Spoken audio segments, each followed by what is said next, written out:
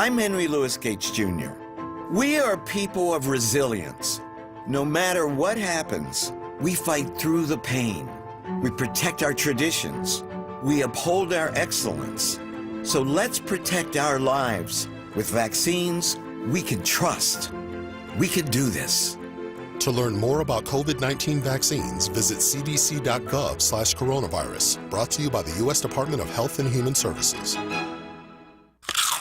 Okay, Her's new fire potato chips and cheese curls, they are spicy. Whew, they're hottest snacks yet. Hold on.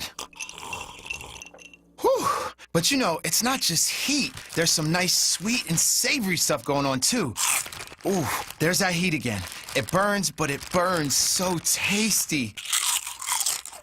Ooh, that's hot. Find Her's Fire Snacks at your store today. Whew. Taste the flavor, feel the heat, break out the Her's. The WURD Radio Newsletter, keeping you informed, engaged, and connected. Sign up by visiting wordradio.com. Scroll to the bottom of the page and type your email address under Connect with Us. You'll receive the latest information on WURD Radio, messages from our president and CEO, Sarah Lomax-Reese, exclusive articles and multimedia content, and resources. Stay informed with the WURD Radio Newsletter. The views and opinions expressed by the guests, listeners, and hosts of any program on WURD Radio do not necessarily reflect those of ownership, management, or advertisers of this station. This is WURD Radio, 96.1 FM and 900 AM WURD Philadelphia. Independent Black Media.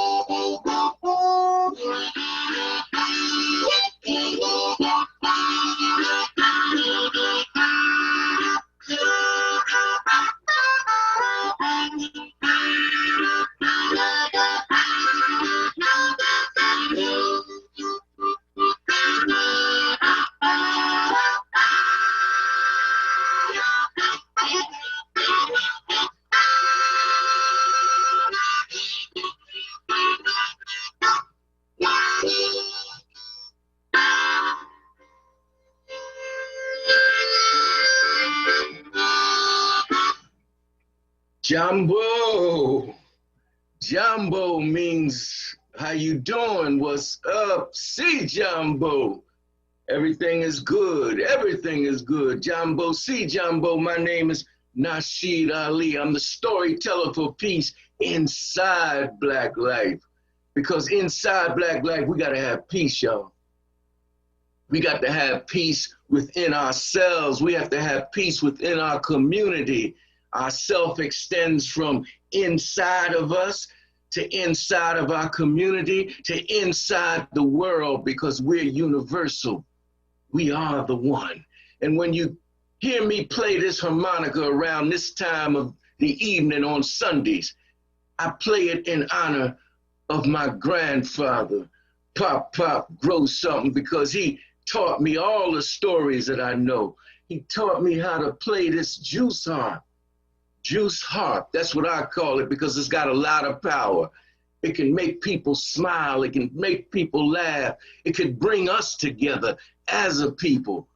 Inside of it is our rhythms. Inside of it is our stories. So when you hear me play that, I play that every Sunday at 6. Before we begin our shule, before we begin our Sunday school, before we get our groundings, I tell you a story that my Pop Grow Something has handed down to me. Hopefully I'll hand that down to my grandchildren and my children. Man, we were in the village and Pop Grow Something every evening around this time. He would be in his yard and they call him Grow Something because that's what he did. He was growing things all the time. He knew how to grow things. He didn't destroy, but he grew. He grew flowers and he grew plants and he grew medicinal herbs all in his yard. And you know what else he grew up? He grew up us.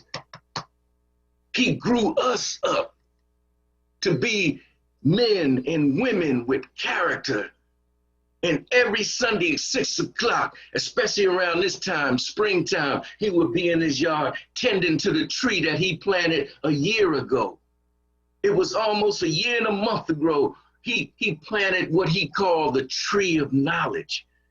Because under that tree, as it grew, we sat under that tree and we listened to the stories of Pop Grow Something. It was the tree of knowledge and the tree of wisdom. So all of the children and all of the parents and everybody in the village would gather because they knew it was Grounding Sunday.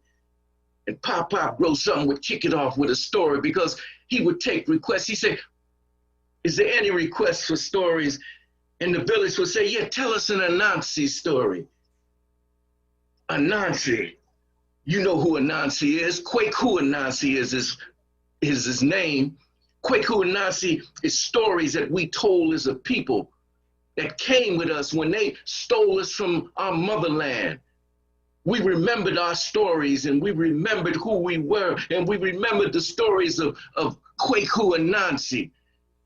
And our people used Anansi to school us, to put us on the right path. All it took was a story.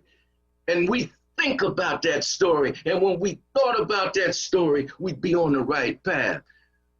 So the people in the Groundings village said, tell us a story, Pop Grow Something. Pop Grow Something said, Anansi. He said, this is a story about Anansi and the mayor.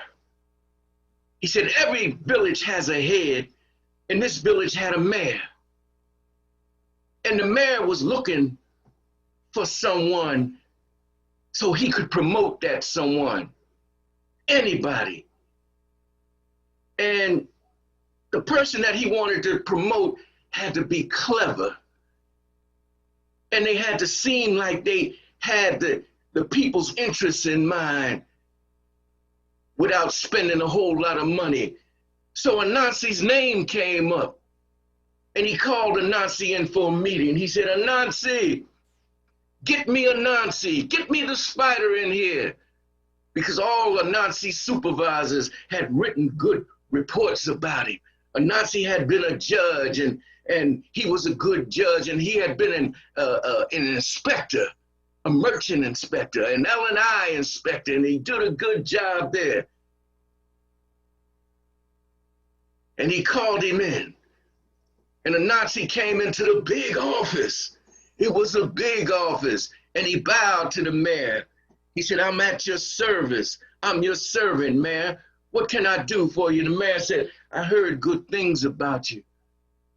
He said, I heard that you do a pretty good job in the jobs that you were doing, and that you didn't spend a lot of money, and you made yourself seem like you were doing good for the common man. He said, that's the type of person I want to promote.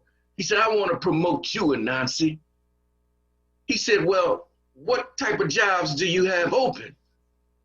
And the mayor looked and said, well, look, I can make you the chief of all the departments in the village. Nazi listened. He said, if you don't want that, he said, I can make you the head accountant, so that all the wealth that we bring in and all the gifts that we bring in, you can have at your disposal and you can count. He said, maybe I could make you the advisor to the advisor, to the advisor, to the one that advises me. He said, we never know where that one would go. And the Nazi said, well, do you have anything more? Because I like to be well informed when I make these decisions. He said, well, I can make you a school district superintendent. And the Nazi thought about it. He said, I can make you a deputy mayor. And he thought about it. So the mayor said, well, look, I've given you all that we had in jobs. And the Nazi said, well, none of those interest me, but I like the job that you have. And the mayor cried out. He said, what? He said, the job I have. He said, are you crazy? A Nazi put one of his arms, because the spider had 8 legs, he put one of his legs at his chin. He said, maybe. He said, is that a qualification? And I'm going to leave the end of that story to you. Did a Nazi become the mayor, or was the mayor crazy? That's my story. Welcome to the Philadelphia Terrordome on that one, sir. I have a question for you. I need some pop grow some wisdom. So I'm gonna ask a very generic question. Is it a mistake if we should have known better? Can you call it a mistake if you should have known better? That's just a philosophical question I have for you, Pop, before I jump into our conversation today. Can you say it was a mistake if you should have known better? Yeah, you can say it's a mistake because you should have known better. Sometimes you get caught up in the moment and you should have known better, but you do it anyway. You take that risk. You do it anyway. But if you know better, you know, the old folks say, if you know better, you got to do better. Yes, I come from that old folks school. So I'm wondering, with all we know in our 400 years that we say we've been here, and, you know, as much as we pour libations and have black talk radio and read books and have study groups and, you know, write books and everything, like, at what point do we need to stop as black people convincing ourselves that we're making mistakes, as opposed to going along with our own oppression willingly and intentionally? Like, when do we draw the line that we can no longer claim ignorance and really have to own up to the fact that we're either really not really ignorant, or we really lack integrity at a deep level? When is it time for us to grapple with it? Well, you know that you can make one mistake, but they say if you make the same mistake over and over again and you expect different results, he said that's on the verge of insanity. Right. So there's three options. We're either hella ignorant, hella insane, or we're hella cowardly and lack integrity. That's really the three things we got to grapple with at this point, because there's no way in the world we should be doing the things that we are doing right now in the name of violence prevention, in the name of integration, in the name of voting, in the name of anything that we're doing right now as Black people in America. It's nothing that we should be doing right now the way we're doing it based on what we should know. And I'm like, when do we stop making excuses for ourselves and admit that either we're very ignorant about our history here and the intentions of the people who run this country, that, you know, what they have for Black people. We know better, but we're choosing not to do better, or we're out of our minds. When do we? Which one would you pick if you had to really tell the truth and look in the mirror and get rid of all the defensive stuff and the ego stuff, and you're just really looking collectively at Black people with what we're doing right now, with all that we know? Because I can tell right now we're making some decisions that are going to impact our children and the beautiful children not yet born for generations to come right now. Like back in ancient Egypt, they had this intermediary period where it's a time of transition and flux. I believe that we're in a long line of intermediary periods. Maybe you can consider Reconstruction one when we were here. I think that coming off of the world wars, and particularly with the UNIA, we had moments where we had a path to choose. I believe we had another path to choose in the 60s with the Civil Rights Movement, the Black Power movement. And we tend to choose the path that brings us back on the plantation. So my question that I really want to grapple with today is, are we choosing out of ignorance? Are we choosing out of craziness? Or are we choosing because we actually really don't want to be free? We lack the courage and the integrity to be self-determined. And you got to pick one. I know it's a combination of all of the above, which is really a sad thing. But if you had to pick which area what do we need to focus on, which one would you pick? The one I would pick is the one that you said previously. We are out of our minds. You know, we are out our ancestors have said, we are out of our natural minds, our natural born minds. We're out of our minds. So we don't know what to do because we're out of ourselves. We're out of our mind. Once we get into our mind, then we can make decisions that are for us, not somebody else making decisions for us. We make decisions that are for us once we return to our natural born mind. So I'll choose that one. We are out of our minds. So now, since you made a choice, and I appreciate you for that. Now, so then strategically, given the choice frame that you made, what is it that we need to do strategically as a people to get back in our mind? How do we begin to address that? Is that a function of our psychologists and psychiatrists and mental health professionals? Is it a function of us choosing not to let our minds be subjected to people who we know don't have our interests at heart? Do we say, hey, we need to do a moratorium on watching television or sending our children to public education? Like, how do we address being out of our mind? The step number one is getting control. You know, we have to get control of ourselves, and then we have to get control of our community. We have to get control of the institutions that shape our minds. You know, these institutions like education institutions. At one time, we were moving in that direction. Economic institutions. You know, we made our own. We brought within our community. We didn't take it outside of our community as much as, you know, we do now. So we have to get control of our children and our families and these guns that come in here. Somewhere we've got to stop the guns that flow in our community. Right. So control is number one. Self-control, and then it extends to the community, then it extends to the larger world.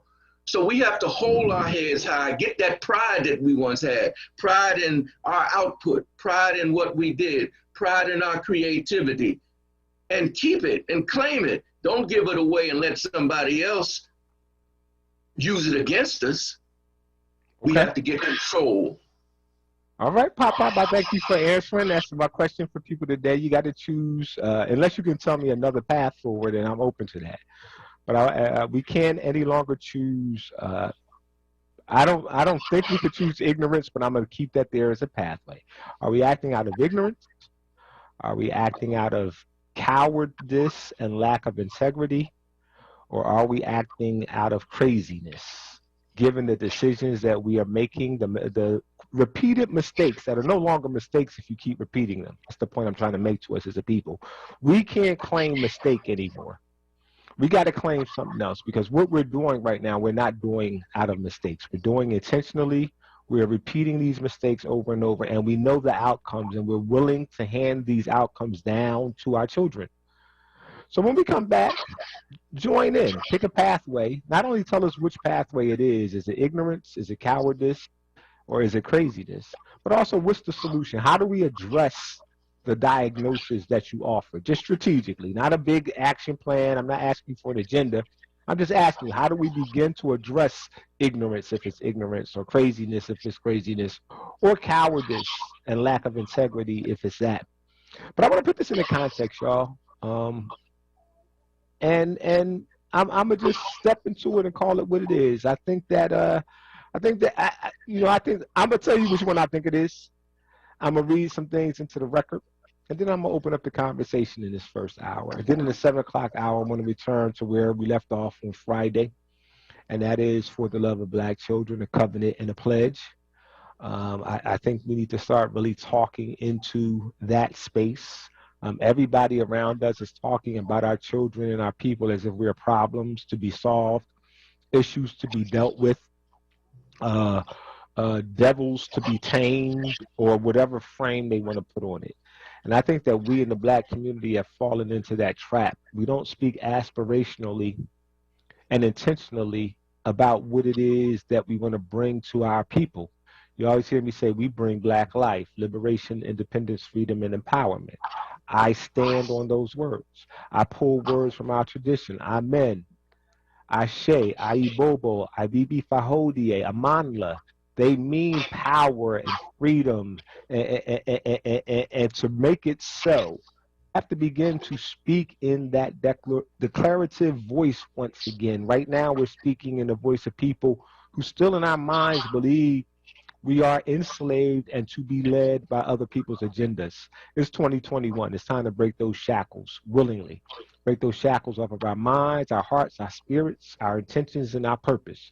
So hit us up at 215-634-8065. Again, that's 215-634-8065. Toll free 866-361-0900. In the first hour, I think we got to clean some house though. We're trying to build on top of bull crap. And we got to call the bull crap for what it is so that we can begin to clear it out. Everybody wants to bring the machete and they want to bring the bricks to build a new house, but we got to clear some ground. We got to call some stuff what it is. And we got to figure out, is it ignorance? Then we got to make people unignorant because we can't tolerate it anymore. Is it cowardice and lack of integrity? Then we got to make people courageous and operate with integrity again. Is it craziness? Well, we gotta make some crazy people uncrazy, because we can't continue forward doing the same dumb stuff we're doing. We're handing down death to our children, and then we're blaming them for dying. That's disgraceful. It needs to stop. Let's talk about it right here on today's episode of Groundings, Evolutions, Elevations with Brother Shamari.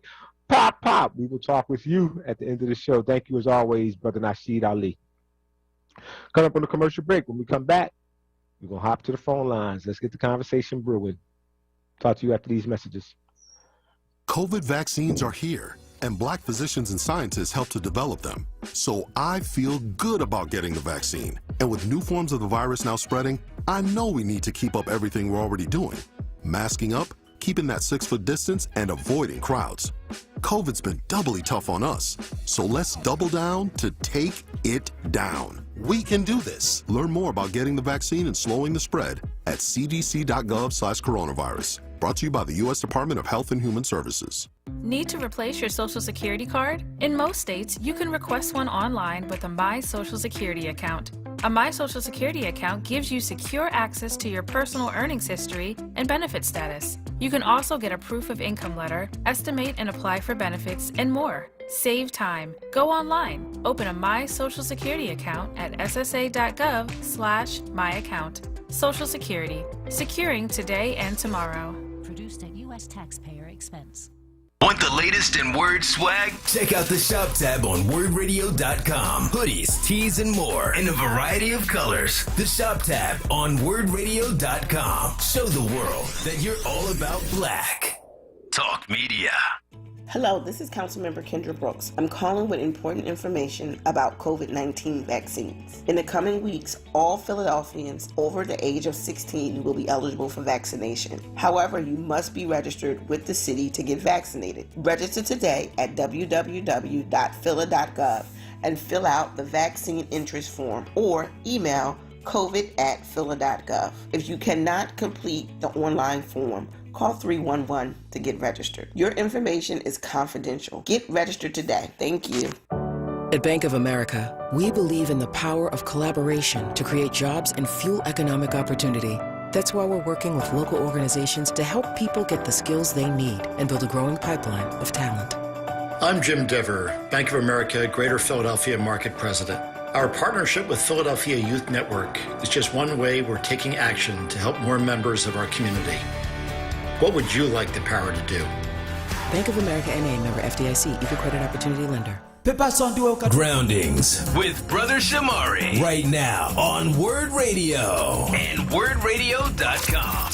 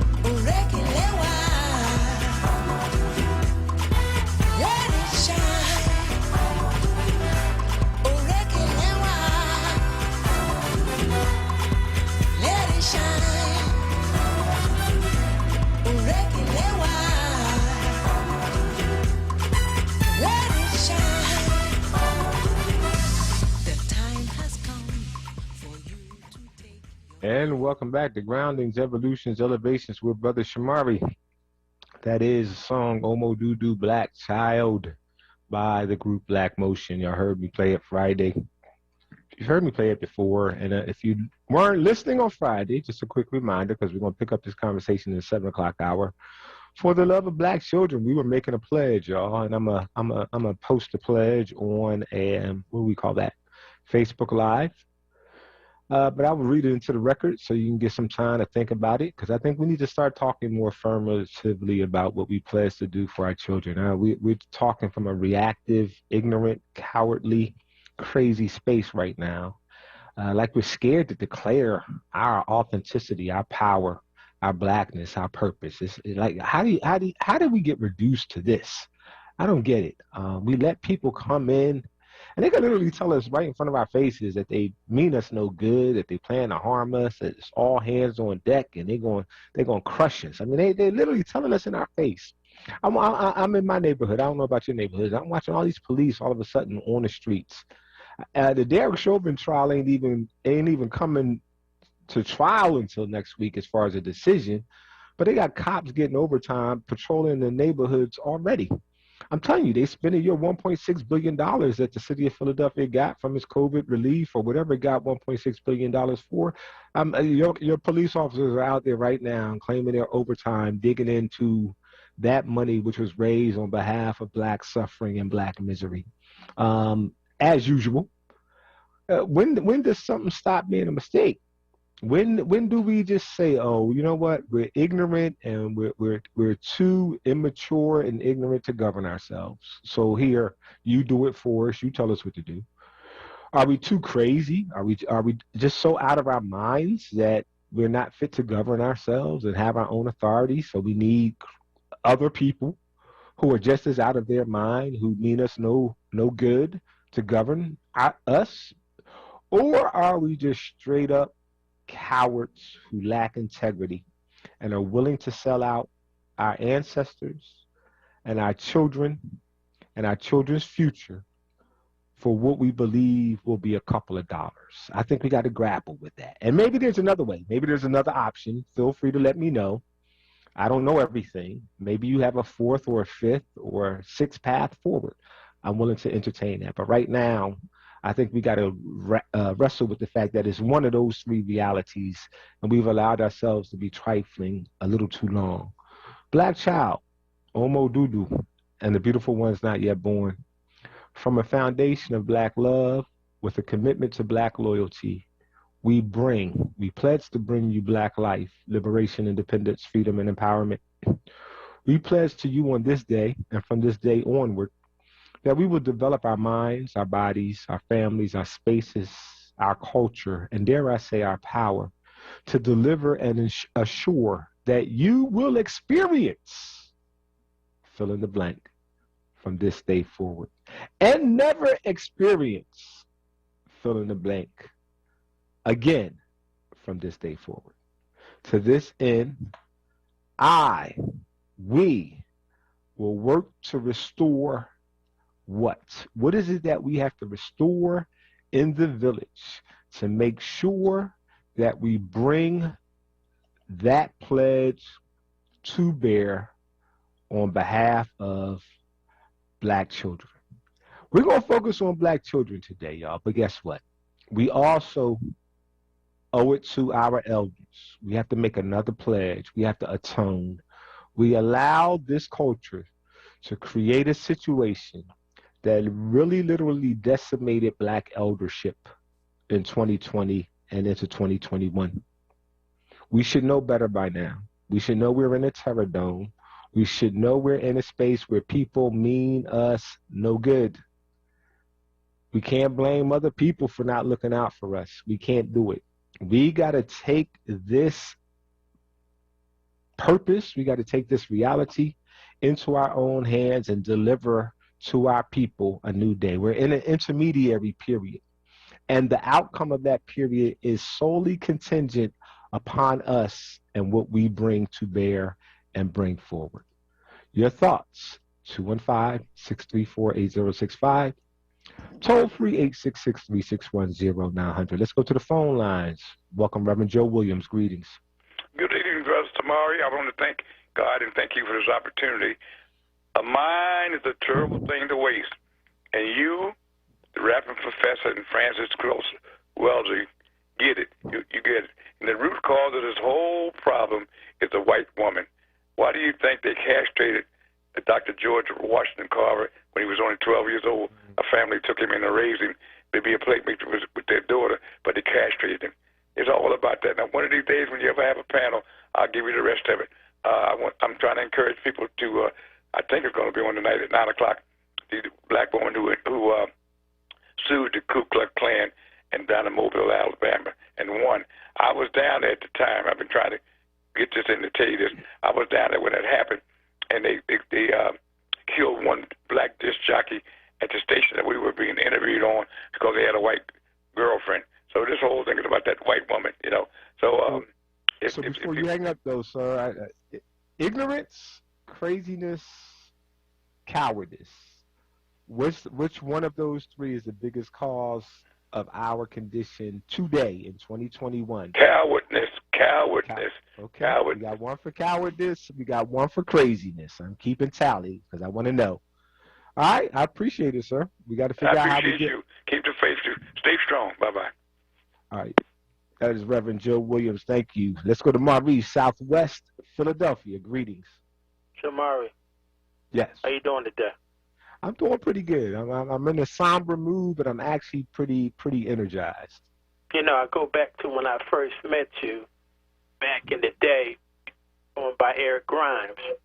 I'm still going by Eric Grimes. That's the name my mama gave me. Well, I didn't know of a Shamari with a rise from flames, but what I'm saying is, I've been in love with the station ever since that time, every day, and I choose ignorance because of the situation that we're in right now. So you faded out. Did I hear you say you choose ignorance? That's your choice? Yes, I do, because we know better. It's not like we don't know better. That's what's bothering me right now. We knew better when they decided to take the trades out to school that it would come back and bite us one day. We knew better. Hold up for a second, Marsh, before you get started. I need clarity now. Because for me, if you're saying we knew better or know better, then I'm not sure how it's ignorance, because ignorance is actually not knowing. No, ignorance is, to me, ignorance is knowing, but you still do something stupid. Okay, all right. I'm taking it from that angle, okay?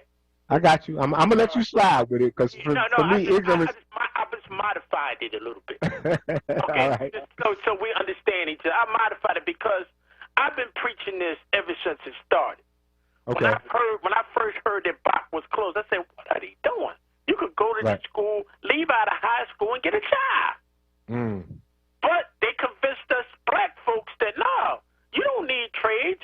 You don't need to take care of that store that your mother had for 20 years and keep it going. You need to go to college and better your life. Matter of fact, you don't need to come back to the neighborhood and help out. You can live a better life and forget all that. Right. And we believed it. So let me ask you a question, Maurice. I'm going to take some liberties with your definition, because I'm going to do a long-term poll on this. I'm going to be out in the streets. I'm asking people. So what I feel like you did is I want to create a fourth category to accommodate what I think I heard you say, which I would call addiction. Because I think ignorance is not knowing. I think what I'm hearing you say is many of us know better, but we still choose the detrimental thing. And that reminds me of what addicts do. So can we call that one addiction? So we got ignorance, addiction, craziness, and cowardice. Can we agree to that? Shamari, I got to stick to what I know best. I can't think what you think, and I only can think what I think. I have to be honest. Well, you modified mine, and I'm going to modify yours. Well, that's fine. But the conversation is evolving, you know. An hour from now, I might be, Shamari, what he said is deep. I think I'm going his way. You know what I'm saying? But what I'm saying right now is we knew better. We knew when we asked for a new police chief and we wanted her to be black, we just didn't want any black person, but that's what they gave us. They didn't give us one that's known for stopping crime across the nation, got a long track record of handling incidents like that. All we was concerned is that she was black and it was a woman. That's all we was concerned about. Under a separate conversation, my brother, I will show you. But listen to me. I'm agreeing with you. I am saying at a separate time, under separate conversation, I had to call some of my friends to the fore because I need people who can attest to the fact that I predicted last year what this year was going to bring. And one of the things I said to people, and again, I don't misconstrue me. I'm not a Richard Ross or any other police commissioner's fan. I'm not a fan of it. But you needed to make that move, and you needed to bring in this type of leadership, of quote-unquote leadership of the police department, because you can't have the all-hands-on-deck federalization move with a strong police chief. And so you needed somebody that you could sit down in order to bring in the state and the federal agencies to take over how policing and authority is going to be done in the city of Philadelphia. And I'm telling black people, if we don't stop this ball from rolling down this hill, this thing is going to roll over us and destroy our community just like it did in the 80s and 90s when we asked the federal people to come in and help us deal with this crack epidemic. This is the moment that we're at, and this is why it's important. So it couldn't happen any other way. You knew when that happened, we should have been able to predict what was coming down the line, and it's coming down the line. I had put myself that you can't have gentrification without crime. There you go. And they go together like bread and butter. There you go, sir. And I've been trying to tell people that. Yeah. How come we don't know that, but Maurice, by now, that's what I'm saying. We can't claim mistake anymore. See, I think we're scared for the real fight that's in front of us, so we want to act like we don't know. But all of this stuff is known, was known. I could go back and pull tapes from shows that I did 5, 6, 7 years ago when 2035 first came on the scene, and I told people I lived in D.C. I lived in, and my people still live in Bed-Stuy. I got friends from Chicago. I lived in Atlanta. I could tell you what was coming because one of the things that all of those cities have in common is at some point within the decade or so before they became literally gentrified, they were all deemed as the murder capitals or the violence capitals of the nation. The violence always precedes the systematic gentrification of major urban cities. I don't know why we don't want to understand what's going on, but it's the same playbook and they run the same plays over and over. Thank you for your call, my brother. Coming up on the commercial break. When we come back, we'll continue on the phone lines with our conversation. Right now, is it ignorance? Is it addiction? Is it craziness? Or is it cowardice? What explains the decisions that we are making and not making on behalf of the future of black children, black people, and the beautiful ones not yet born right here in the city of Philadelphia? 215-634-8065, toll free, 866-361-0900. Talk to you after these messages. Family Therapy Vignette Moments with Dr. Lucille Ijoy. Rapping during this time of the pandemic. Yes, taking a little time for fun. You know, your refrigerator is busy all day long. You pull the handle and you bump it closed. You pull the handle and bump it closed. Well, here's a rap about that. You go to the refrigerator 20 times a day. You gotta find a way. Oh, you gotta find a way to do the pull refrigerator bump. Yes, the pull refrigerator bump. You want to make a sandwich. Bologna's good today. You got to find a way. I said, you got to find a way to do the pull refrigerator bump. Oh, the pull refrigerator bump. You meet some family members. Looks like they're going to stay. You both want chocolate ice cream. Oops, they're standing in the way. They're standing in the way of the pull refrigerator bump. The pull refrigerator bump. So when you take your mask off, oh, what they're going to say, because you'll be the winner at the end of the day. Yes, you'll be the winner at the end of the day to the pull refrigerator bump. The pull refrigerator bump. Say it again. The pull refrigerator bump. I said it. The pull refrigerator bump. COVID vaccines are here, and black physicians and scientists help to develop them. So I feel good about getting the vaccine. And with new forms of the virus now spreading, I know we need to keep up everything we're already doing. Masking up, keeping that 6-foot distance, and avoiding crowds. COVID's been doubly tough on us. So let's double down to take it down. We can do this. Learn more about getting the vaccine and slowing the spread at cdc.gov/coronavirus. Brought to you by the U.S. Department of Health and Human Services. Groundings with Brother Shamari right now on WURD Radio and WURDradio.com. And welcome back to Groundings, Evolutions, Elevations with Brother Shamari on WURD Radio and WURDradio.com. Before we jump back to the phone lines, I got a couple interesting comments on Facebook Live that I want to read into the record. And this is a long-term conversation. Different people will have different views on it. But I think we got to come to terms. We got to declare something, y'all. We got to declare what it is. Because you can't solve a problem without a diagnosis. We always want to skip over the diagnosis, and we hate these conversations. Well, you got to have it because you can't figure out what to do. Everybody's talking about summer violence is a public health issue, right? It cracks me up because when I ask people what it means to deal with something that's a public health issue, nobody can answer me. That's a whole other conversation. But for the record, the first step in anything that's being solved as a public health issue is to define the problem. That's the first step in any sane movement forward.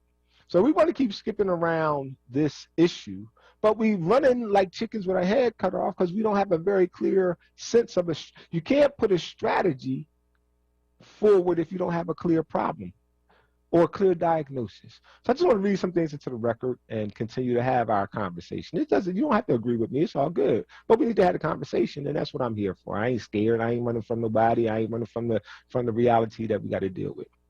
So Brother Kenneth says, we are not cowards. When there is a cop murder of blacks, the people take to the streets. Then in comes the Sharptons and other civil rights leaders, and then the rallies take a whole different personality. I agree with Kenneth, but I also think that we should know better by now. That Sharpton's been doing that since what, Bensonhurst? That's 30 years ago, y'all. So if we still falling for that okie doke, that's my question. How are we still falling for okie dokes? Are we scared to confront and tell the truth? Are we ignorant of the truth? Are we addicted to the bad behaviors and we just like going along to get along? Or are we literally crazy and unfit to govern ourselves? That's what we got to explore. Thank you, Brother Kenneth, for that. Let's go to Brother Ugbona. He says people are not listening, though. I don't know about that. I hear a lot of people say they're listening. I think people are scared to do something with what they're listening to, but people are listening. I get stopped in the street. I got stopped several times a day. People are always talking about listening to what we talk about here on WURD and on this show. Now, the question is what they're going to do about it. I don't know. But I'm going to continue with what he said. People are not listening, though.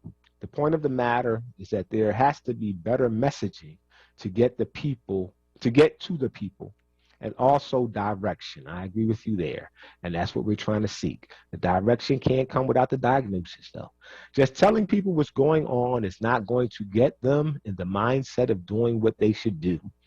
Why didn't Afro-Americans buy property 10, 15, 20 years ago, and though in these so-called gentrified areas? People can't make decisions logically if they don't know. I agree. That's why we're trying to get to the know. Is it ignorance? Is it a lack of knowledge? I don't think so. That's not where I would lean. Again, I know that the answer is some eclectic mix of all of the above. Depends on who you talk to. But I think we got to if we're going to have a public health diagnosis for how we reach a critical mass of black people, in order to answer the critical question, we got to pick a direction. So this is not it for everybody, but if we got to pick a direction that's going to be a public health approach to reach the most black people, do we deal with a strategy around ignorance? Do we deal with a strategy around addiction, addicted to white, as Dr. Jerome Fox would call it? Do we deal with a strategy around cowardice, or do we deal with a strategy around craziness? That's what I'm trying to find out, because clearly we keep making the same choices, not mistakes. We can't even call them mistakes anymore. We keep making the same choices over and over again. And last but not least, I go to Haley, Brother Haley, who says, bring the continued awareness, Shamari. Your analogies are being explained very clearly. Well, I thank you for that, because sometimes I wonder. I don't know. It's not until I encounter people in the street who always say, yeah, I like what you talked about on Friday or what you've been doing. So I'm going to keep it going to see where we land. Let's get back to the phone lines. We did Reverend Joe, Maurice. Now my text messages are running crazy. I think we have Haraya. Greetings. Good afternoon. Good evening. Peace and blessings. How you doing? I'm a little disturbed right now, and I want to focus on what are we going to do tomorrow if they give a verdict tomorrow. What is going to be our response? I want us to be prepared with some type of strategy. And I just wanted to offer a suggestion. Okay. I'm living over here in Ardmore. People, got a little bit of nice income coming in, but and I was close to Gladwin, which Gladwin is supposed to be the fifth most affluent suburb in the United States. Yep. They have these buy nothing Gladwin, buy nothing Ardmore sites up on the computer, up on Facebook. And I'm going to tell you, I lied to you not, I have practically furnished my whole living room off of this site, you know. Okay. Buy nothing, you know. People are just giving stuff away.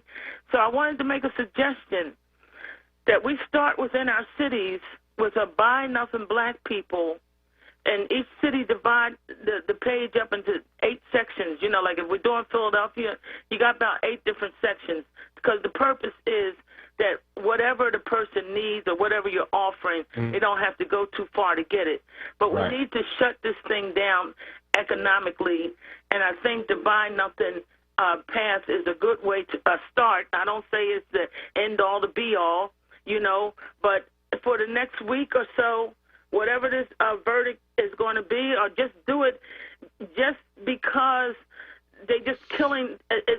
I said this during the Trayvon Martin situation. I said, if this man doesn't get convicted, it's going to be open season on black men. And the thing about it is that is what we're seeing before our very eyes. They could have shot that little 13-year-old boy in the leg.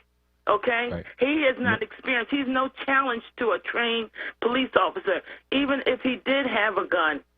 He's not out. They're conditioning us in the mindset, like you said, that it's open season on any form of black manhood, be it young or old, be it almost black. And you know, just as long as it ain't white, it's open season essentially on that. And you know, I love your idea. I would love for us to begin to think about that as becoming a new norm. There are some things that we do in protest that actually need to just become the normal way we operate. And the idea of buy nothing. I mean, I got a whole couple rooms of furniture here. I was talking to a brother today and mentioned I got somebody else's. I was trying to be a decent brother, and I was storing somebody's baby furniture for what was supposed to be a month, and I was going on 2 years. And I don't want to throw this stuff away. And he just happened to mention that he knows somebody who just had a fire. And I was like, hey, just tell them I give them that whole room. They can have everything that's in there. That needs to become the norm of how our people operate. So I love your idea. Let's figure out how we can make that happen. Peace, Shamari. Peace, Mama Haraya. Let's go to Spread Love, line 4. Greetings. God bless. Brother Shamari, how you making out, family? I'm doing good, sir, because clarity is a good thing. Once you start to get clear, you start to do better. Right. That's the key. And that's going to time what I was going to say, but first I got to send love, of course, to Empress and Ngaki on the boards, always doing an amazing and marvelous job.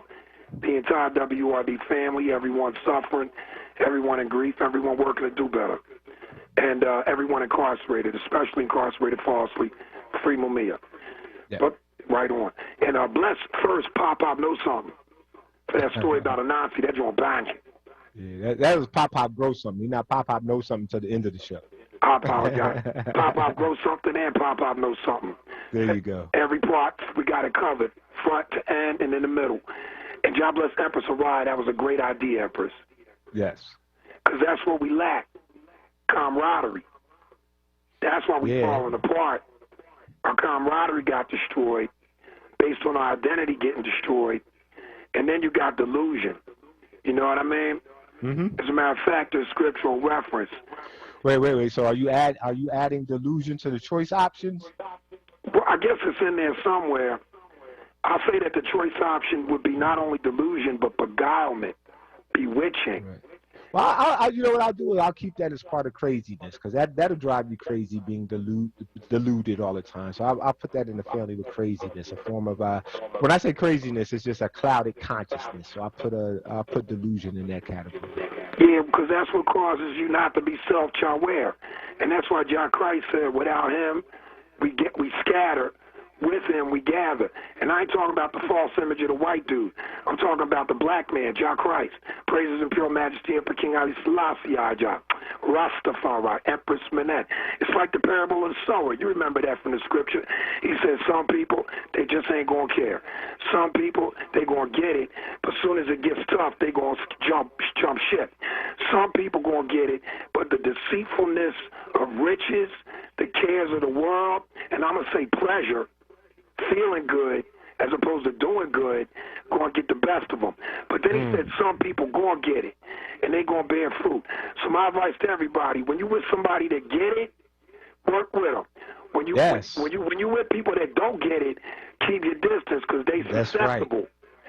Man, you can't say it no clearer than that, Spread Love. So I know the last couple of times you've been saying I'll be cutting you off. So I want to make sure I want you to know you got about 60 more seconds to make your point before we go to commercial. Shamari, you just made me jump for joy. So listen, the solution is real simple. Repent. Period. Humble yourselves, humble ourselves. Repent, get right with Jah Almighty, the one that made us. We ain't make ourselves. You think Jah can't bring us out through all this madness that these people trying? That's another thing, fear of Jah Almighty. People ain't got that no more. People fear their dollar. They don't fear Jah Almighty. They fear white people. They don't fear Jah Almighty. Jah Almighty said fear him alone and watch what he can do for us. So repent and remember what I always say. The phrase grown up is made of 7 letters. And 5 of them letters is own up. If you ain't willing to own up, if you ain't self-aware enough to own up to your own self, you ain't ready to be grown up. And that's what we need, people with grown up, people with backbone. There you go, sir. I agree with that. That's what we got to own up. We got to know what we got to own up for. Like, we don't want to, Steve Coakley used to always say, pin a tail on a donkey. Like, we got to pin the tail on our own donkey. Like, where are we falling off? Such that we got to fortify ourselves. Is it a lack of knowledge called ignorance? Is it a lack of courage called cowardice? Is it a lack of clarity? Is it a lack of purpose called addiction? Like, what is it that we have to fortify? Because we can't under any circumstances. Can I say one more thing real quick? Hold up. We can't under any circumstances hand this future to the next generation. That would be sacrilegious if we do that. We got to do something different. You had the final 30 seconds, Spread Love. God bless, family. Well, remember, in the scripture, it talks about the people that make their league with death because they trick themselves into believing death ain't going to touch them. They also sacrifice their own children. You know about that. And then it talks about how the children going to rule over us. No, children oppress us, and women rule over us. It's all in the scripture. But remember what Mark Twain said as a quote, or at least one they ascribed to him. He said, it's easier to deceive people than to have them realize they're being and have been deceived. I'm paraphrasing. Yes, sir. And that's why we trying to, like Toto, pull the curtain off our eyes so we can expose the lies, see the delusion, but then most importantly, come to a clear diagnosis so we can get a clear direction. If you want to join us as we pull these curtains back, hit us up at 215-634-8065. Again, that is 215-634-8065, toll free 866-361-0900. Still have some callers on the line, so when we come back, we will continue this conversation right here on Groundings, Evolutions, and Elevations with Brother Shamari. And then afterwards, we're going to shift gears back to our pledge for the love of Black children. We'll talk with you after these messages. Remember the last time your family visited the forest? It's a place of wonder and imagination for the whole family, where stories come to life, and it's closer than you think. Ready to plan your next visit? Make the forest part of your story today at a local park near you, or find one at discovertheforest.org. Brought to you by the United States Forest Service and the Ad Council. At Bank of America, we believe in the power of collaboration to create jobs and fuel economic opportunity.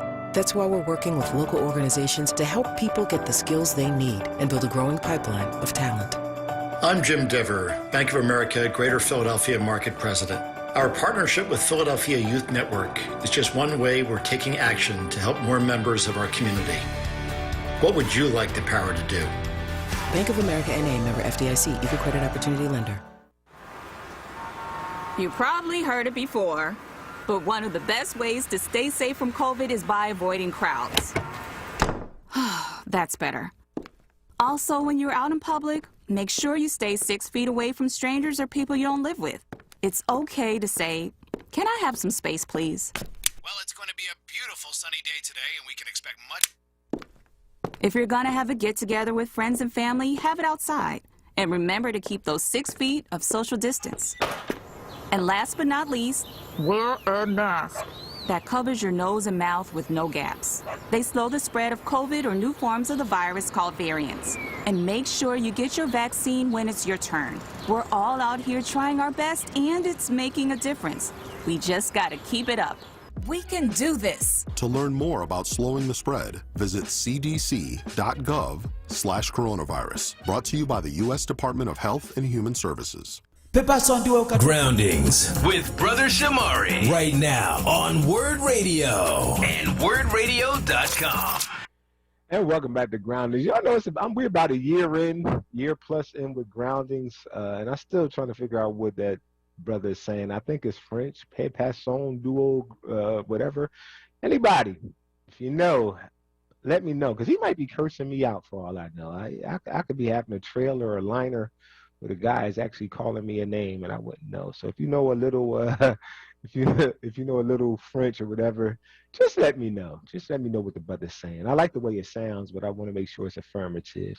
Let's jump back to the phone lines. Let's go to Alanian, and then I got, who else we got here? We got Alanian, George, and Eric. So let's try to get you all in this segment. And if you want to join, 215-634-8065. Toll free 866-361-0900. I want to hear from my producer Ngakia, but she's trying to act shy today, so I'm not going to press her, but I would be curious to hear which one of these paths she would choose. Let's go to Lonnie on line 1. Greetings. Greetings. You are doing how?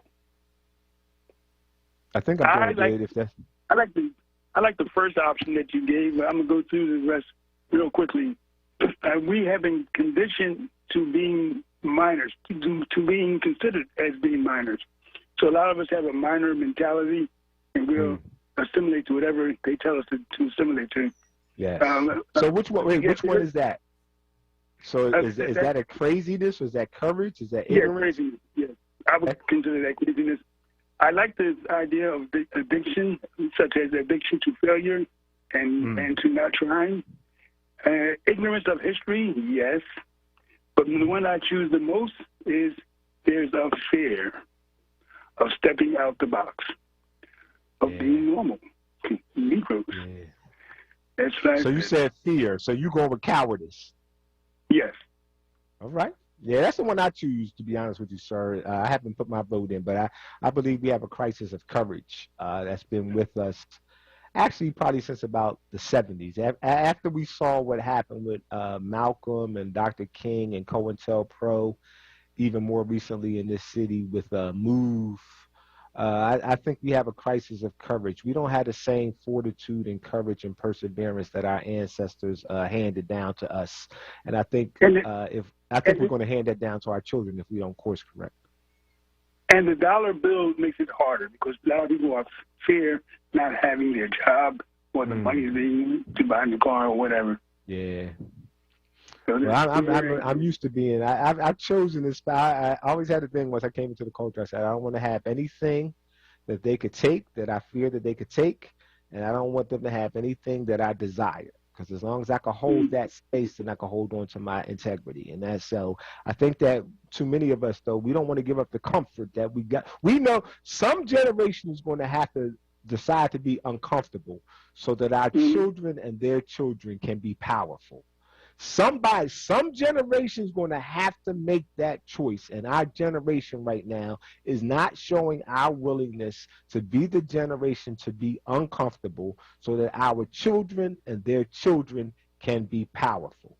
That's really what that's the crisis we got to look in the mirror and deal with. It's called sacrifice. Yes, sir. I agree. Thank you. Right, let's go to George, Center City, line 2. Greetings. And Shamari, how you doing today, my good brother? I'm good. Yourself?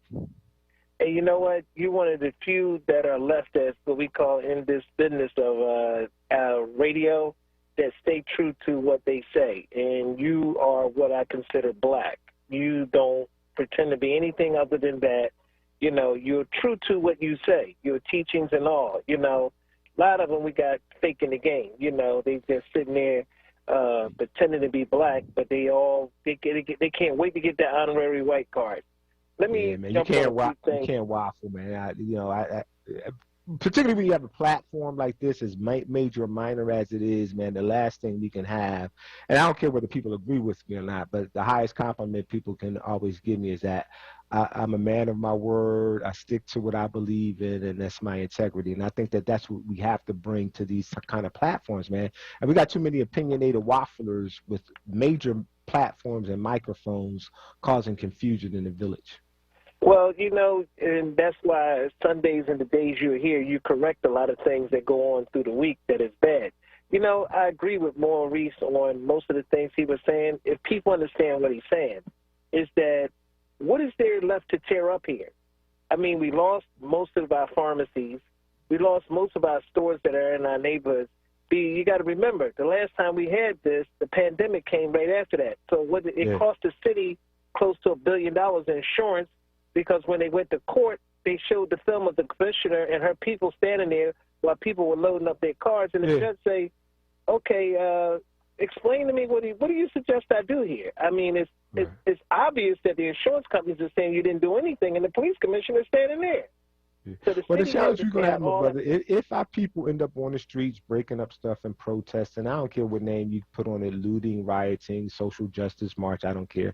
If we do that dumb stuff again after having done that 2 and 3 times in 2020 and early, you know, a little bit already in 2021, to no actual return whatsoever for it, it is absolutely asinine, and it shows our addiction to stupidity, man, because we're being programmed to do the stuff that we know we shouldn't do, man. Well, it's just dumb. I will say this here, Samari, is that it's nothing for them to tear up. So therefore, and this commissioner, let me explain something to you about this commissioner. If you see where she came from, she believed in all that police force stuff, you know, all that, like, doing you in. I mean, she come from Portland, whereas she was handling those gang, you know, them real ignoramuses type, and she come here with that type of mentality. But I can say this much about Mayor Kenny. He says it and he means it. If you don't have nothing nice to say about it, don't say nothing at all. And I don't want anybody saying anything bad about it. I gave you exactly what you asked for. You asked for a black woman to be commissioner. They didn't say nothing about qualifications. He gave a select group of people exactly what that select group of people asked for, and that's really why I'm even doing this exercise right now, because we got to stop letting we got to stop being culpable for stuff we ain't have nothing to do with. But you know what, Samari? Let me say this, Samari. It was selection of Negroes who said that they represent the black community who sat at the table. Okay, now but that's our fault for letting those select group of Negroes even think that they could speak for us without retribution for speaking for us out of turn. And again, I'm not trying to support anybody who was here before. I don't mess with cops like that. I don't like any of them, to be honest with you, because they're part of the apparatus that is designed to destroy my people. Let's be clear about that. But the problem we have right now is we again, that's why I don't know whether to pick ignorance or cowardice. We do some stuff and we're able to predict 1 year, 2 years, 3 years later the outcome of the very thing we did. We should have known Barack Obama wasn't going to make any significant changes for black people, but we lined up like sheep anyway. We do it over and over again to the point that either we're addicted or we literally just don't want to be free. And I am saying right now, the reason this is important is because if we continue to make the wrong decisions right now, we're literally crafting a pathway to incarceration and death for our children, but particularly our young men, that we might not be able to dig out from under. We got to wake up at some point. But Samara, you got to give credit where credit is due. People may not like Barack, but Barack did some things for black people that you're just beginning to see that what he did. Now, I wasn't no great Barack fan, but I got to respect the man for being able to do what he did for as much as he did in the position he did. Now, okay, and on that note, George, because I'm not going to argue with it. We got to stop making excuses for people screwing us and being trifling, man. Barack ain't do nothing but steal our land, and the very gentrification processes that he helped facilitate by bailing out the banks and screwing the people, that is at the core of the lack of foundation and the lack of community that is besieging black Philadelphia and all of these black cities that we're talking about. Whose land do you think is being sold such that neighborhoods can become gentrified? How do you think that land ended up in a position to be sold? We don't connect the housing crisis and the bank bailout to the actual gentrification that's happening in our cities, even though they're directly linked and related. He made a decision. He chose the banks instead of the people. That's just one example of us tending to forgive triflingness as long as it's dressed in blackface. We have to stop doing that. Let's go to Eric, line 3. Greetings. God bless you, good brother. How you doing? I'm doing pretty all right, sir. Good, good. Yeah, I'd like to add demoralized. I think our people like confident. Hold on. Let me go to my words here. This might be one that qualifies for a new entry, sir. And this, see, demoralized then hits me because I can find empathy and sympathy for how I need to be if it's clear that a people are demoralized. See, I don't have any empathy or sympathy for fake ignorance. I don't have any empathy or sympathy for cowardice. I don't have any empathy or sympathy for craziness.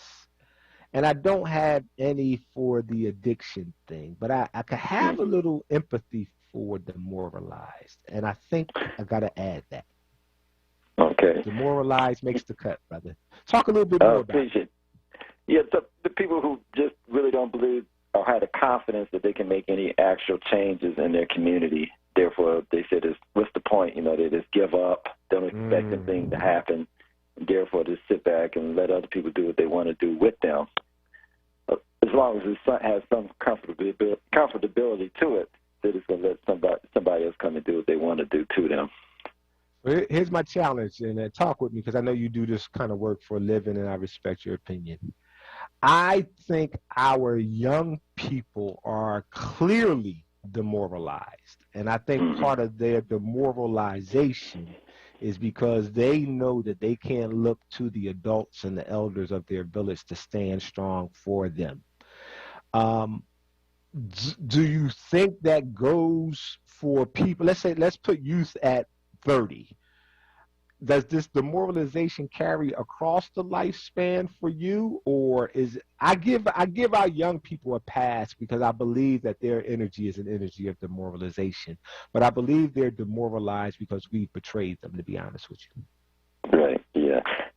I think it goes across various age categories and age groups because a lot of times we don't have the exposure of what we have done and what we are doing. You know, and I think that's the importance of us knowing our history. Because to me, you talked about history last week's show, and one thing I really preach about history, it's imperative that we know our history and know what our ancestors did. Because once we know what they did, then we know what we can do. You know, right? And we know that we can defeat them, man. We've defeated this reality so many times. That's why I use the phrase intermediary period. We've been here before. We got to make a decision about who and what we want to be when we come out of it. And my concern right now is we're not thinking conscientiously about being powerful and being sovereign and being self-governing when we come out of this intermediary period. We're literally trying to figure out how to get back on the plantation. Yeah, I've always wondered, like with the Montgomery boycott, you know, they basically broke the bus company. And then gave it back. Got them bankrupt. Well, they said, well, why don't we just keep this money for ourselves? Why do we have to go to the bus company? Well, we could start up our own transportation company in whatever shape or form, keep all this money in our own community, and employ our own selves, our own church. Because their mindset was of acculturation, it was of integration, it was of wanting to be wanted. It's that addiction to white that we have. And so even though they won, they didn't win until the white people said, come back. They didn't see autonomy as a victory. And that's why I'm having this conversation, because we got to really understand that we got to frame the right victory based on the right diagnosis, or we can literally snatch defeat from the jaws of victory. It was a victory last year, in my opinion, because I think about autonomy when the school district said, we're not educating your children anymore. And we literally had a chance to reconstruct how we go about teaching and learning in Black cities across this nation, how we become the primary educators of our own children. And we literally are about to hand our children back to these same bestial systems in a month or two because we didn't want that responsibility, sir.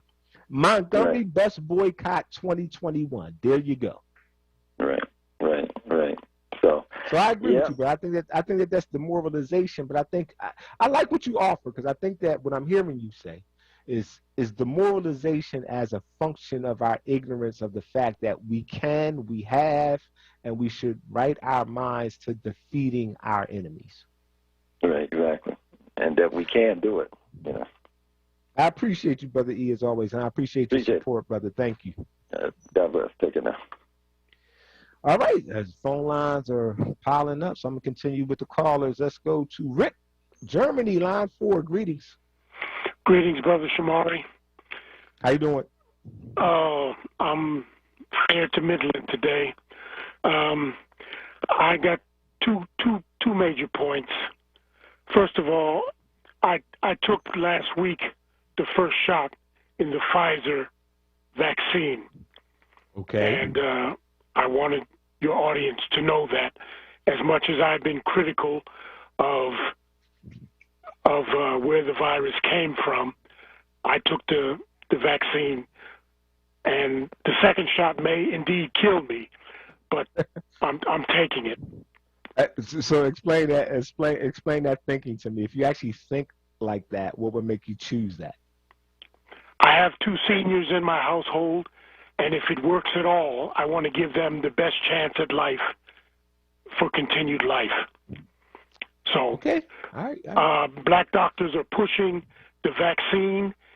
I think there are about 5 or 6 in America right now. 3 of them were on my list, and I chose 1 off of that list.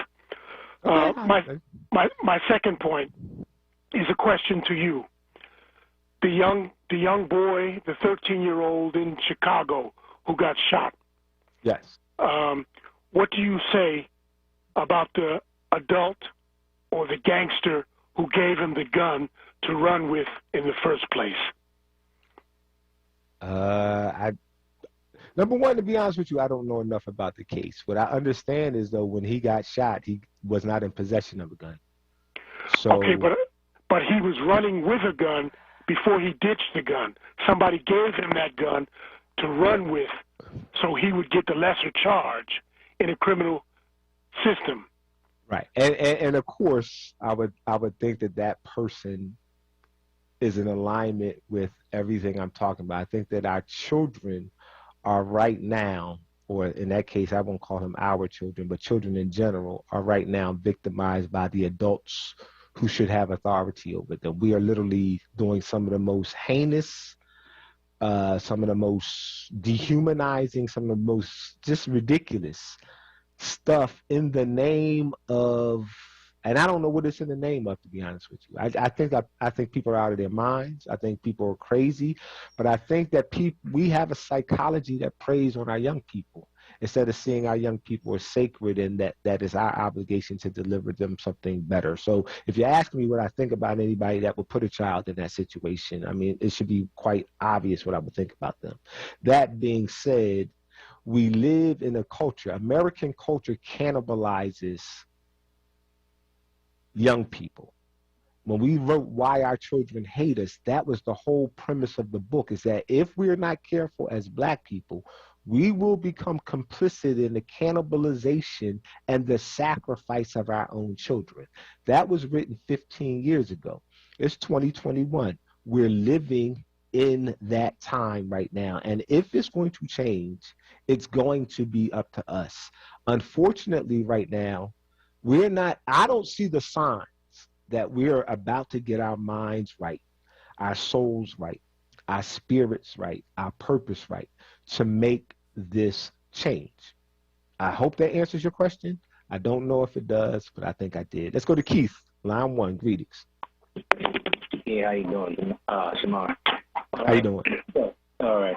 Look, on the now, if it was substance abuse or something like that kind of addiction, I would say they would be. Brother Keith, I can barely hear you. Do you have the radio on in the background?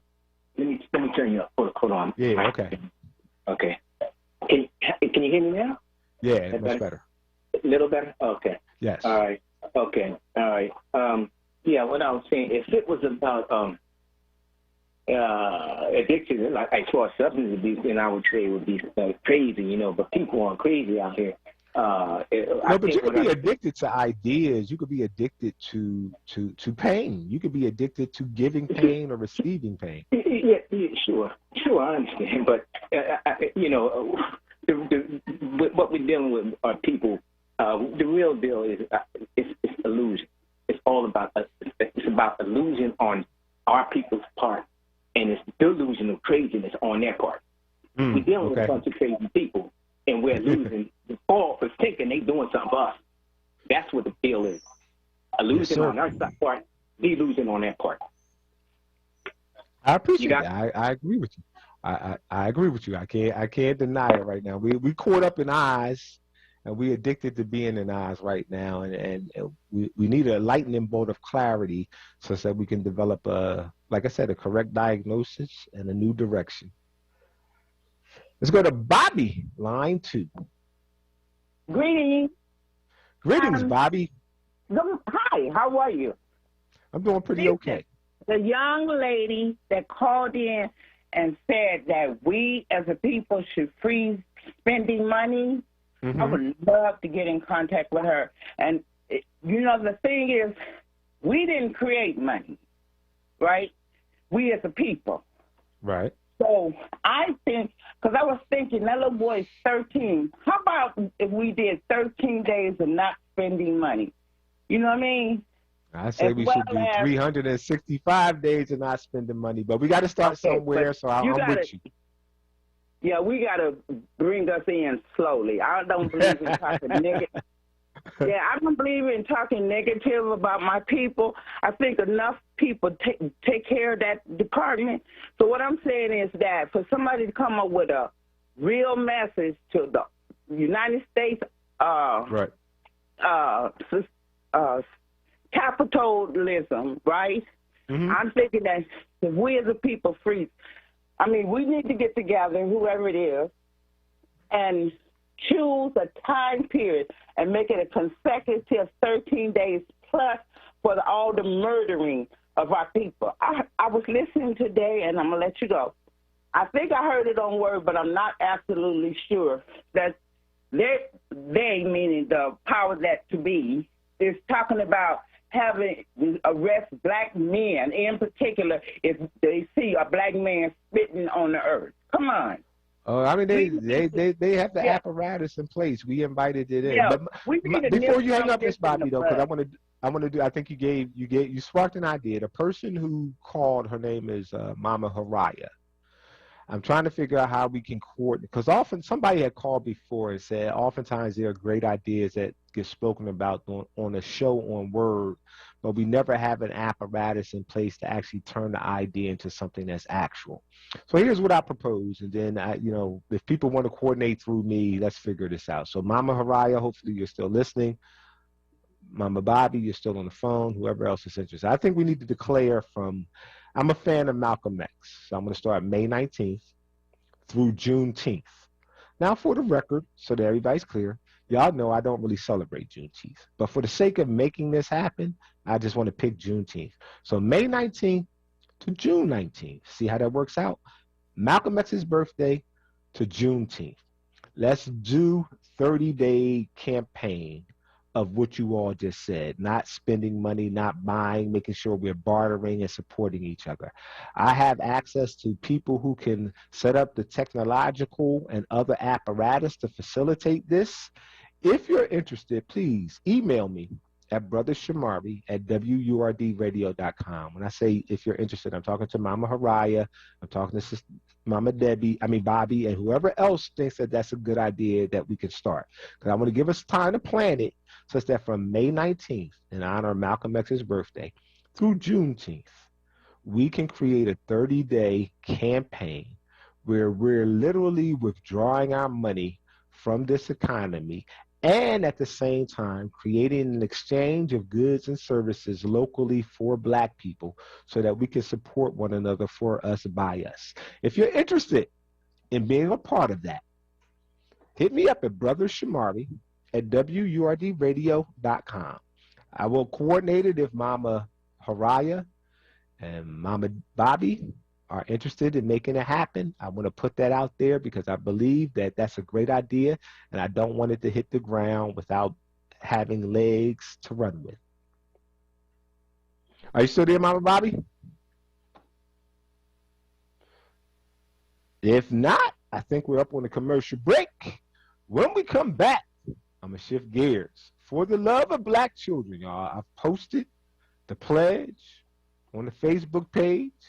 I'll read it into the record again, but it's time for us to declare who and what we are going to be and what we're going to do on behalf of black children.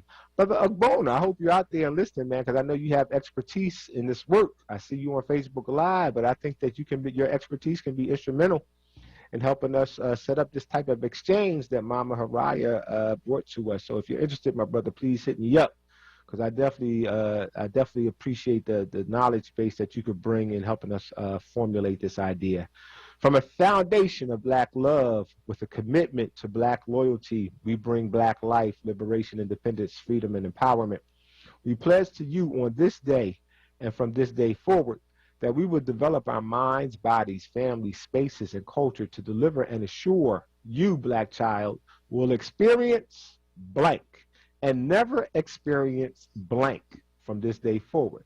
To this end, we will work to restore what? What is it that we need to restore in our village to make sure our children experience black liberation, independence, freedom, and empowerment?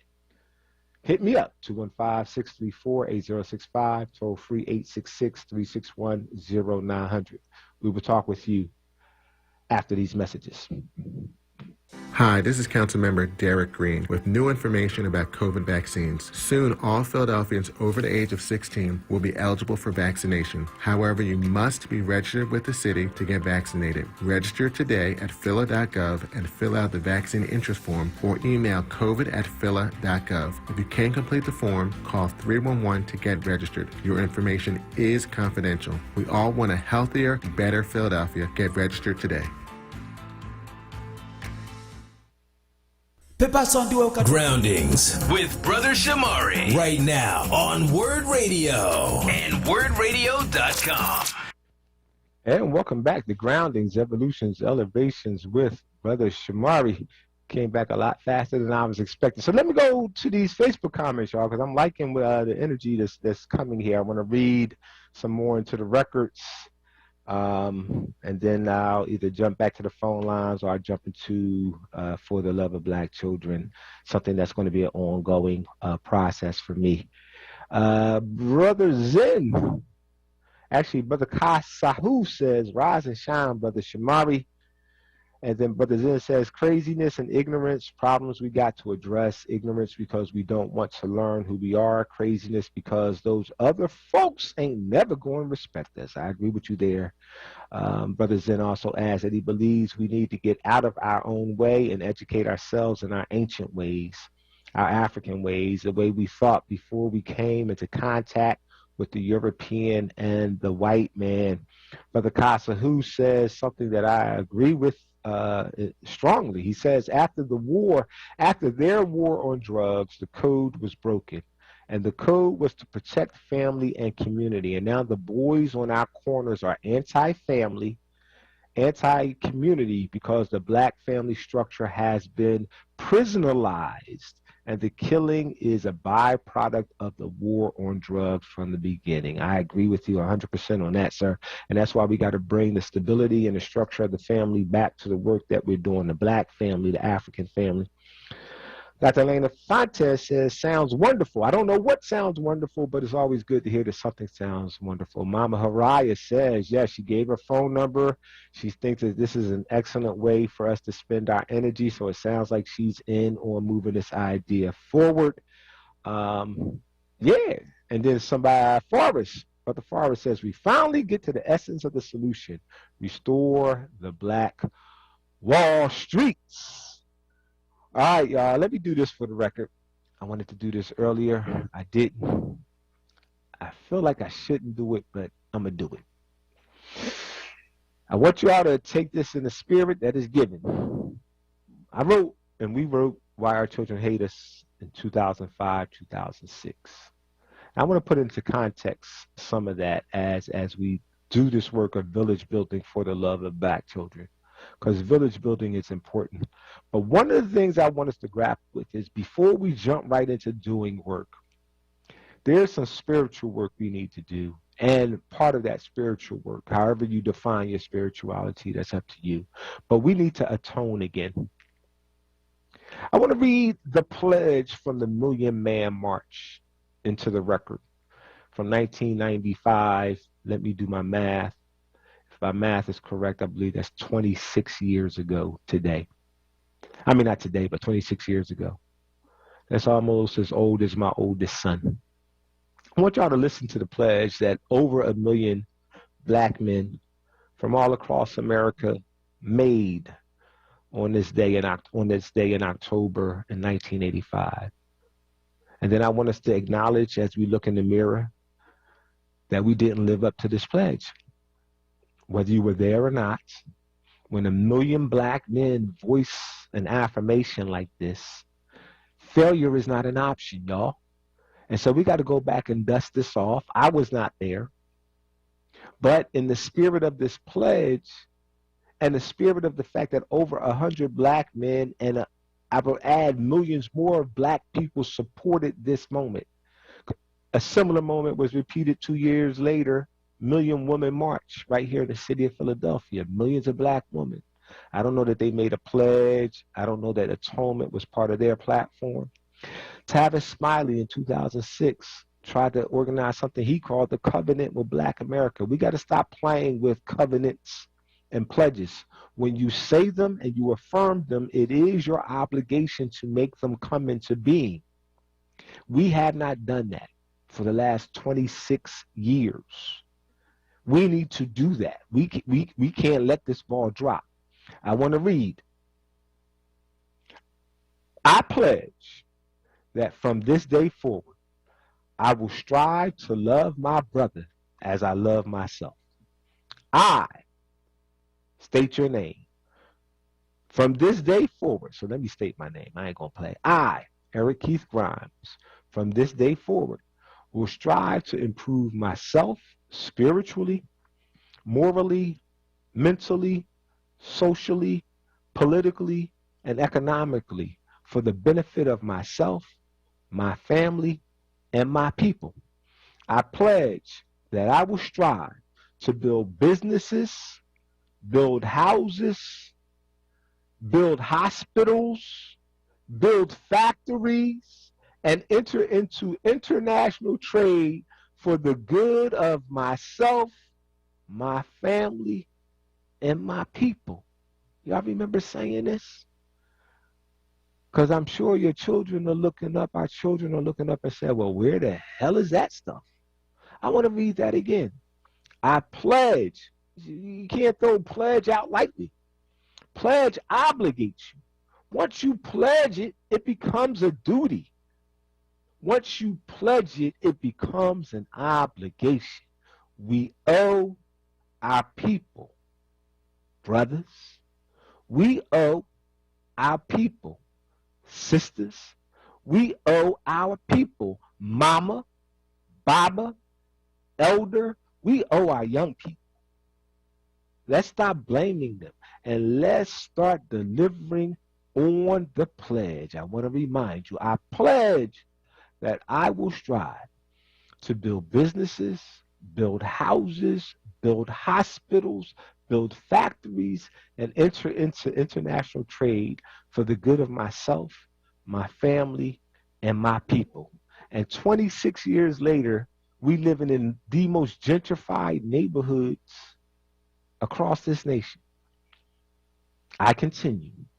I pledge that from this day forward, I will never raise my hand with a knife or a gun to beat, cut, or shoot any member of my family or any human being except in self-defense.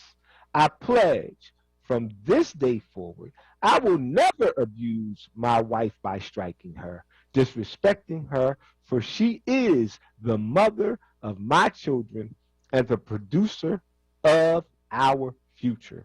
I pledge that from this day forward, I will never engage in the abuse of children, little boys or little girls, for sexual gratification, for I will let them grow in peace to be strong men and women for the future of our people. Yeah, over 1 million black men said this 26 years ago. You got to honor your pledge, brothers. I'm talking about integrity right now. I'm talking about we got to have the courage and the integrity to walk, talk, and live into this pledge. Words don't come back void. You're either going to live up and into the obligation of the duty, or you can't ask your children, who you went there to atone on behalf of, to respect you, to listen to you. We ain't live up to this pledge, and we're literally allowing a federalized police force, white gentrification, COVID-19, police officers to kill them indiscriminately. Come on, you can't fail any worse than we're failing right now. I'll read again. I will never again use the B word to describe any female. And y'all should have put the N word in this pledge too. I don't know how you just skip over that, because that psychosis is part of the problem that we have right now. Any people who think it's okay to refer to themselves as B's and N's are literally speaking death into their reality. I will never again use the B word to describe any female, but particularly my own black sister. I pledge from this day forward that I will not poison my body with drugs or that which is destructive to my health and my well-being. I pledge from this day forward, I will support black newspapers, black radio, black television. And I might add, we should make sure that they also support us and our well-being, and stop selling their souls to the devil, promoting messages that destroy us. I added that. I will support black artists who clean up their acts to show respect for themselves and respect for their people and respect for the ears of the human family. I will do all of this, so help me God. So either God ain't helping us, or we're not helping ourselves with the help of whatever form of God you have. But is no way we can look in the mirror as black men who were there, as black men who were not there, as black people who supported the spirit of that Day of Atonement called the Million Man March 26 years ago in 1985. We have come up short on every aspect of what we pledged our allegiance to. And that, more than anything else, my people, that is why our children hate us. For the love of black children, it's time for us to live up to and live into our pledges. These are not random words. History will keep account and hold us accountable to the things we have pledged to do. For the love of black children, onWURD, and the beautiful ones not yet born. From a foundation of black love with a commitment to black loyalty, we bring you black life, liberation, independence, freedom, and empowerment. What is it that we pledge from this day forward our children will experience as they live their daily lives? And what is it that we pledge from this day forward that our children will never have to experience again, because we're going to live into our pledge? To this end, what is it that we will work to restore? Let's start by restoring our integrity to live into the pledge that over 1 million black men made on that day in October. If we do that, our village is reborn overnight. This is not complicated. It's not ignorance. It's not anything else. All it requires is us to walk in the courage, the intention, and the purpose of living our lives for the love of black children. Let's make that our crusade right here in the city of Philadelphia. Brother David Barnes, let our listening audience know what they can expect on this upcoming episode of the New Worldview. Yes, sir. Peace. Good evening, Shamari. I have enjoyed your show so much every Sunday. I get it early just so I can listen to it, so I can get rejuvenated, because I remember that pledge. I was there. I took that pledge. I think we should dedicate ourselves to repeating it every day. Not just repeating it, brother, living into it. That's a 26-year-old pledge, right. And I'm saying let's begin there. Let's go back 26 years. Let's dig up that pledge. Let's dig up what people said at the Million Woman March, and let's dig up the covenant with Black America, and let's live into that. We ain't even got to say nothing new. That's right. We just got to live it, like you say. And you know what? Your question of the day is, I think that we are crazy. You know, I used to say this on my show all the time, that we are retarded, you know, because retardation is something that we happen to be, you know, until Sarah Palin said it was politically incorrect. But I don't see it as derogatory. I think it's a condition that we are retarded and crazy. Because arrested development. So that the group was called arrested development, but that's essentially what retardation means, is arrested in our development. And so we're going to have to be the ones to free ourselves from that arrest. That's right. We have to, because most of the things, everything that we do is from learned behavior. And there are a lot of things we have to unlearn. Yes, sir. That's why we having this conversation right here today on Ground. Is let the people know what conversation they can look forward to hearing on New Worldview. Well, tonight we have Janina Carter. She's a Philly Beat 411 columnist for Scoop USA newspaper. She'll be in with Jerome Dorn from Atlanta, talking about Philly to Atlanta. And also Bob Lott, he is a filmmaker here in Philadelphia. Yeah. So we're going to be talking to him. And of course, at 10 o'clock, we're going to do the Afrobeat after party. As always, that's my brother David Barnes. He comes up right after Groundings, Evolutions, and Elevations. I'm on air from 6 to 8. He picks the ball up and runs with it across the goal line from 8 to 11, right? That's correct. 8 to 11 on the New Worldview. So that's brother David Barnes. Keep it locked right here. You ain't got to shut it off. Just go through the commercial transition and pick it up right with my good brother David. Coming up on the commercial break, when we come back, pop, grow something. Now Pop knows something. Actually, y'all, he came into the game as Pop knows something. So he just gonna be sharing with us what he already knew.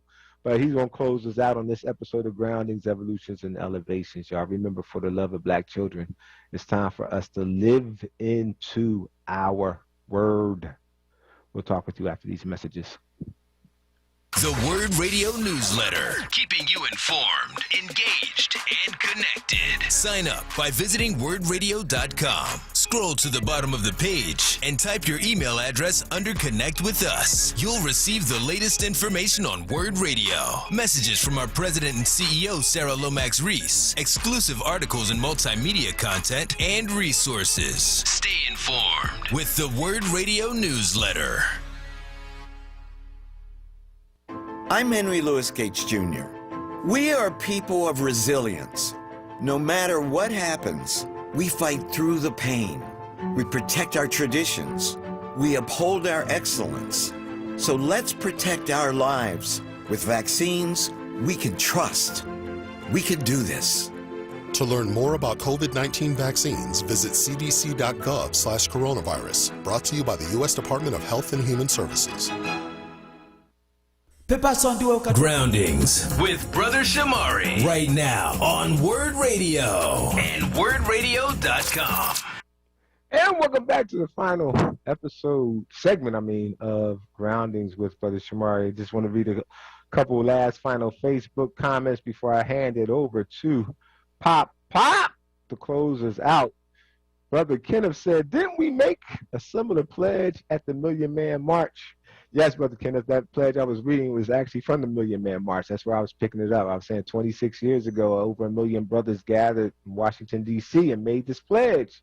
So we ain't got to really find no new words. We got the words. I don't know that our sisters made a similar pledge, but I know that that energy was there. I know that we have had the energy, and when over 1 million of your people come together and they make they profess something, they pledge something, we're obligated, we're duty bound to bring that into fruition. And they called on the name of God. They asked for God to bind that and make it so. So when you say Ashe, when you say Amen, when you say Abibi Faodie, Ayibobo, Amanla, when you put your Ashe on a thing, you're duty bound and obligated to make it come to fruition. So we don't need no new words. Let's go back and get and dig up and live into those words we just read. Somebody said, tell me where to get Why Our Children Hate Us. Go to whyourchildrenhateus.com. It's available as a PDF. It's the only way we're selling it right now. Hopefully within the next month, I'll be issuing my offering, which I'm calling For the Love of Black Children, Strategies to Overcome the Hate. And Brother Kenneth says, I pledge to give my life to leaving our children a nation of their own. And to that, I say, Ashe, my brother. Pop, pop! Take us home, sir.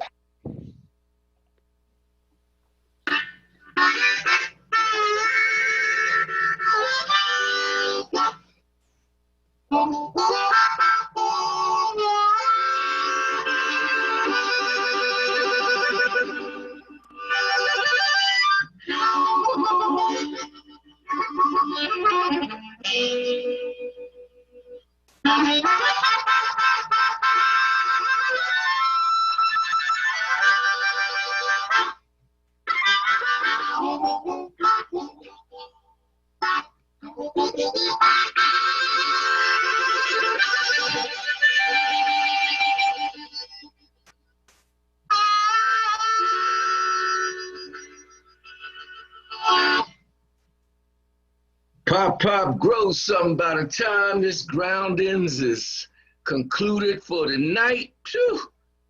Pop, grow something is pop, know something. I play that again, and I always will say this. I play that harmonica, Mississippi saxophone, in honor of my pop, who grew something and he knew something. And what I learned tonight, what I know tonight, what came to my mind when I heard the groundings tonight was Sister Harriet, our mentor. Just think about it. Just think about it, y'all. What pledge did she take? What did she have in her? Only one woman who crossed that border 19 times and told our people, we will not be insane out of our minds. We will not be addicted. We will not be fearful. We will strive towards being free. What pledge did she take? Did the children hate Sister Harriet? Why our children hate us? Did anybody hate Sister Harriet for what she did? Her bravery that lasts until today. When they talk about Black history, what do they teach you in school? Harriet Tubman. Who do they want to place on their dollar bill? Harriet Tubman. Because she didn't have fear, she had heart. And she had love for her people, and she had pride for her people. She wasn't out of her head, not one bit. And look at the stress and the strains and the chains that she broke in order to be who she became and we became. And one other thing, when you ask, what about the pledge of Sister Harriet? What about the families that she allowed to be free? Where are they at today? Those descendants, 19 times, 19 times. How many people did she move from one location to the other, and where are they, and where are they descendants? Their spirits are with us in groundings. I say, Ashe. I pop before I let you go, and hopefully you can give us a little more juice art before we sign off. But to my recollection, you were one of the Million Brothers assembled in Washington, D.C. 26 years ago, or almost 26 years ago, for the Million Man March. So when you think about the pledge and what you all were pledging then, and you think about how we have or haven't moved the needle on that pledge now, what are some of your thoughts about that? Because I think we owe, number one, I think we need to atone for not living into that pledge, and then I think we need to make it our work to live into the pledge that was made. Your thoughts about that? Well, in perspective of what you try to do, Brother Shamari, that's one of the roles of the storytellers, really, because collectively we got short memories. When after immediately after the Million Man March, everybody came forward. All these brothers came forward and said, I want to do something. I got something. I got something. I got something. And after time went on, it dissipated. It diminished. It got smaller and smaller until we just forgot about it. You read it tonight. Somebody said, well, didn't we say that 26 years ago? Yes, we did. But we have to keep that alive. We're somewhere else. They give us something else. But to give us that, I try to do it in the things that I do, in my storytelling, in my work with the youth, in my work with the incarcerated, with you. I keep that in mind. Those are our brothers and our sisters. I try to keep that alive. I try. So that's where we are in that perspective. That's where I am. So what I'm gonna do, Pop, is I'm gonna read these last pledges. I'm gonna read the pledge one more time. Then I'm gonna read the pledges that I read into the record from Friday. We've made pledges. It's time for us to walk and talk and live into the pledge. I don't know if you can accompany Pop. I don't know how that's gonna sound on the radio, but if you can play a little juice up in the background while I'm reading these words, and when it's time to sign off and Gakia, you can just sign us off. But I'm going to read from the Million Man March again, 26 years ago. I pledge that from this day forward, I will strive to love my brother as I love myself. I, Eric Grimes, from this day forward, will strive to improve myself spiritually, morally, mentally, socially, politically, and economically for the benefit of myself, my family, and my people. I pledge that I will strive to build businesses, to build houses, to build hospitals, to build factories, and enter into international trade for the good of myself, my family, and my people. I pledge that from this day forward, I will never raise my hand with a knife or a gun to beat, cut, or shoot any member of my family or any human being except in self-defense. I pledge from this day forward, I will never abuse my wife by striking her, disrespecting her, for she is the mother of my children and the producer of our future. I pledge that from this day forward, I will never engage in the abuse of children, little boys, or little girls for sexual gratification for any reason, for I will let them grow in peace to be strong men and women for the future of our people. I will never again use the B word or the N word to describe any brother or sister, but particularly black sisters and black brothers. I pledge from this day forward that I will not poison my body with drugs or that which is destructive to my health and my well-being. I pledge from this day forward I will support black newspapers, black radio, black television, and they should support black people too. I will support black artists who clean up their acts to show respect for themselves and respect for their people and respect for the ears of the human family. I will do all of this, so help me God. The Black Family Pledge from Maya Angelou. Because we have forgotten our ancestors, our children no longer give us honor. Because we have lost the path of our ancestors, lost the path that they cleared, kneeling in perilous undergrowth, our children cannot find their way. Because we have banished the God of our ancestors, our children cannot pray. Because the old wails of our ancestors have faded beyond our hearing, our children cannot hear us crying. Because we have abandoned our wisdom of mothering and fathering, our befuddled children give birth to children they neither want nor understand.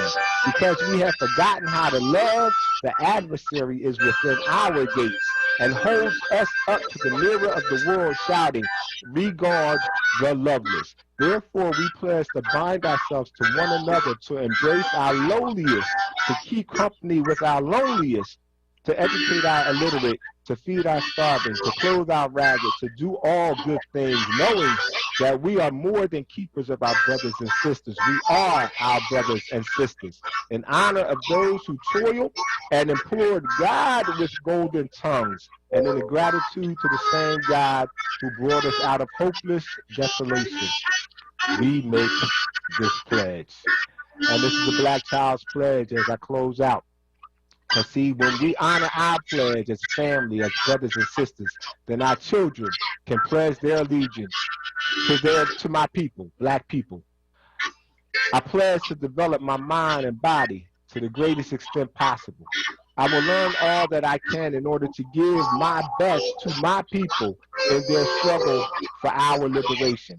I will keep myself physically fit, building a strong body free from drugs and other substances that weaken me and make me less capable of protecting myself, my family, and my Black brothers and sisters. I will unselfishly share my knowledge and understanding with them in order to bring about change more quickly. I will discipline myself to direct my energies thoughtfully and constructively rather than wasting them in idle hatred. I will train myself never to hurt.